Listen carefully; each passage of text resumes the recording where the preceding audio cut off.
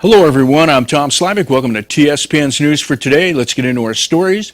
The city of Sutter Creek received approximately 714 Proposition 218 protests at last week's Monday, March 18th City Council meeting. On the agenda was the hearing regarding the proposed ACES solid weight increase. The City Council adjourned the meeting and had staff check the validity of the protest letters that were received. Of the 714 protest letters received, 279 were rejected, leaving a total of 435 valid protest letters. The 218 protests fell short by 149 protests.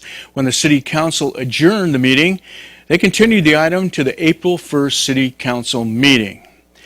Let's take a quick look at our web. No, we're going to see Richard Forster for the Board of Supervisors meeting from yesterday. Stay with us. And this is Supervisor Richard Forster with your report from March 26, 2013 Board of Supervisors meeting. I'm going to do this off the cuff and from memory today because my notes got stranded. But starting off today, we have the U.S. Forest Service El Dorado National Forest Meadow Corrective Action Planning Grant application that the board was submitting a letter on. John Hoffman, our consultant for Amador County on natural resource issues, put together a great letter, if I might say. That my signature has to go on as chair of the board. But this letter was basically from the actions of a lawsuit by environmental groups against the U.S. Forest Service, saying that the roads that went through meadow areas in our U.S. Forest Service system, and we're primarily concerned with Amador El Dorado, but that they were causing issues with the connectivity in the meadows and the ability of the flow of water to get across the roads where they have been for over 160 years. We looked at the data, and it looked like about 1865. So you had Kit Carson at that time. The Mormon Immigrant Trail was established. The road that goes to Calaveras Big Trees, but when you're dating back to the Kit Carson, forging those trails along with the Mormon Immigrant Trail being established, you're talking, they've been there quite some time, and now you have this connectivity issue being raised in a lawsuit. It's just another way to shut down our national forest system so you and I cannot enjoy the open space that we have in our forest system. You know, the U.S. Forest Service does not want this. Kathy Hardy, our district supervisor, has been working with us, as well as Rick Hobson, to try and override. The U.S. Forest Service has been trying to override this lawsuit. They have lost in court, so now they're going to have to go to corrective measures. With that, our board passed the letter, a motion of support for the letter to go out asking for grants to help fund some of the activities they'll have to do for implementation measures. That's what our second letter was about, the draft supplemental environmental impact statement. This involved originally 42 roads that U.S. Forest Service was sued on to close. Out of those 42, it came down to 18 that were deemed to be the affected roads that cross meadows. Out of those 18, 11 of those are in Amador County, primarily up around the Silver Lake area. So a lot of people that have enjoyed riding their motorcycles, four-wheeling on those roads, they will be shut down indefinitely until the fixes are put in place. Now that's where some of the argument comes in too. John Hoffman believes implementation, as it states in the court order, could mean implementation starting at the point where you're doing planning. So the Forest Service should not shut those roads down. They should leave them open. Whether they'll agree with that, we'll have to argue that point. Supervisor John Plaza and Ted Novelli are working with our Forest Service representatives to try and get our point of view across, along with John Hoffman, our consultant. This is a big issue for Amador County, big recreation issue, not just for our county, but for anyone that likes to recreate up in the mountains.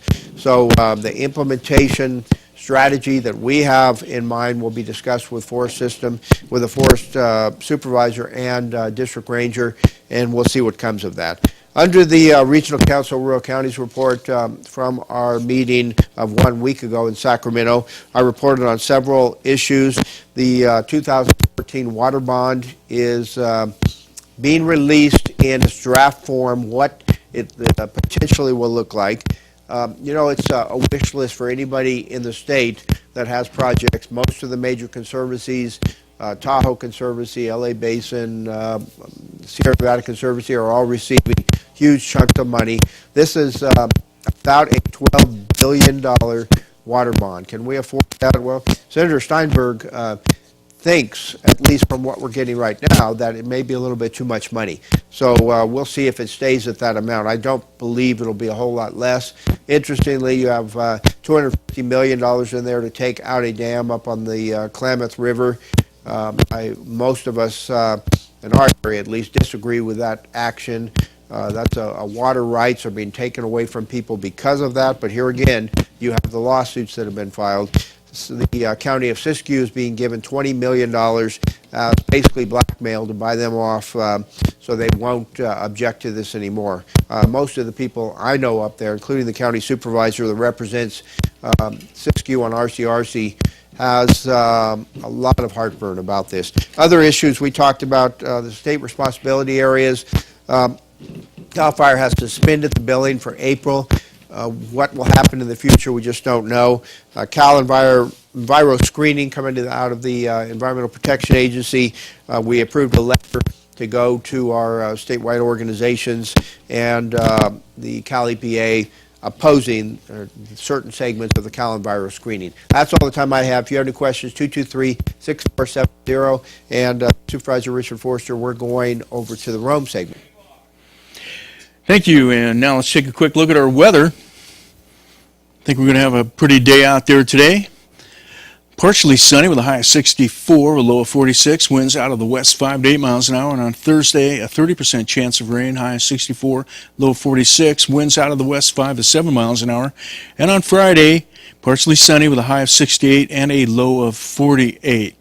Air quality index report, ozone levels are good for today, Wednesday at 50, and they'll be good for tomorrow, Thursday at 50 as well. Remember, if you'd like to burn, give them a call at 223-6246. Make sure it is a permissible burn day. And when we come back, we'll be talking about the fire fees and other tax issues with Jim Rooney, our county assessor. So stay with us right here on TSPN. You're watching Amador County's local television network, TSPN.